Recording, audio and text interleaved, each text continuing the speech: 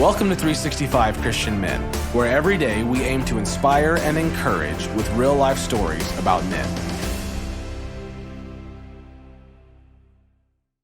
January 23rd, Telemachus. In the year 404, bloody gladiatorial battles had been going on for 140 years. On this date, in 393, Honorius became emperor of Rome.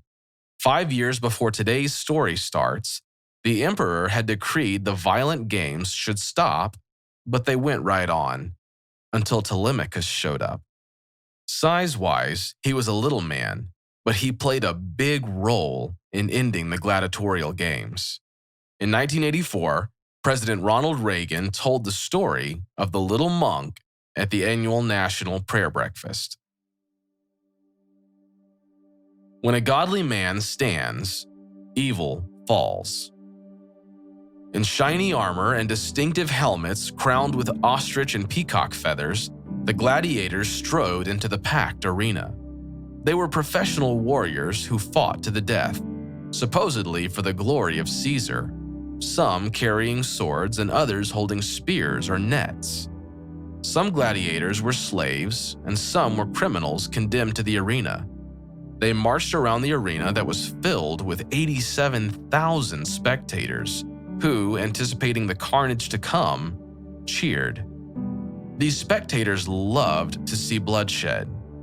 In front of the emperor's box, the warriors stopped, raised their arms in salute, and in one voice they shouted, "Hail Caesar! Those who are about to die salute thee."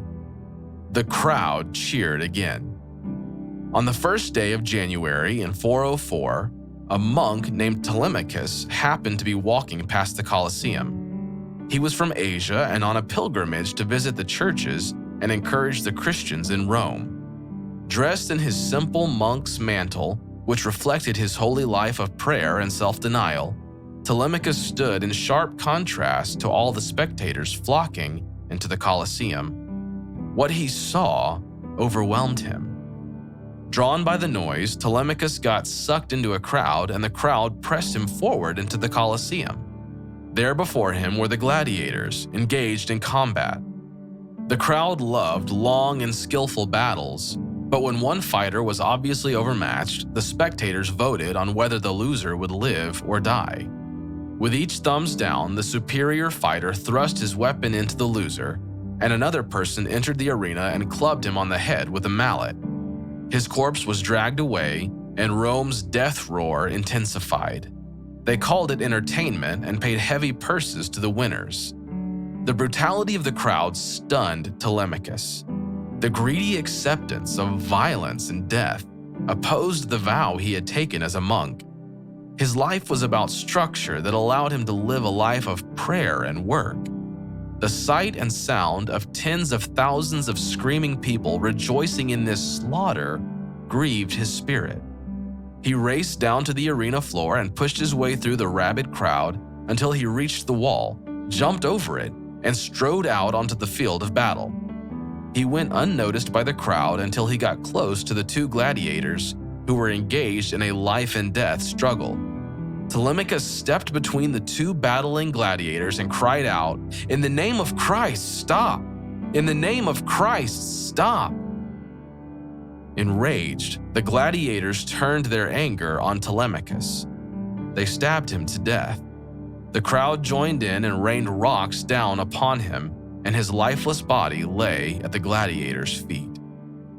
When the news of what Telemachus had done reached Emperor Honorius, who had been taught by the church, he was so affected that he immediately counted Telemachus among the victorious martyrs.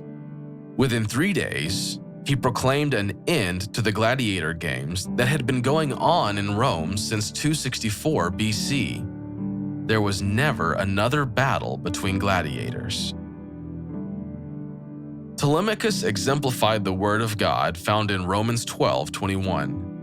Do not be overcome by evil, but overcome evil with good. What ongoing evil has God shown you that calls for you to speak out in love and overcome it with good? When a godly man stands, evil falls.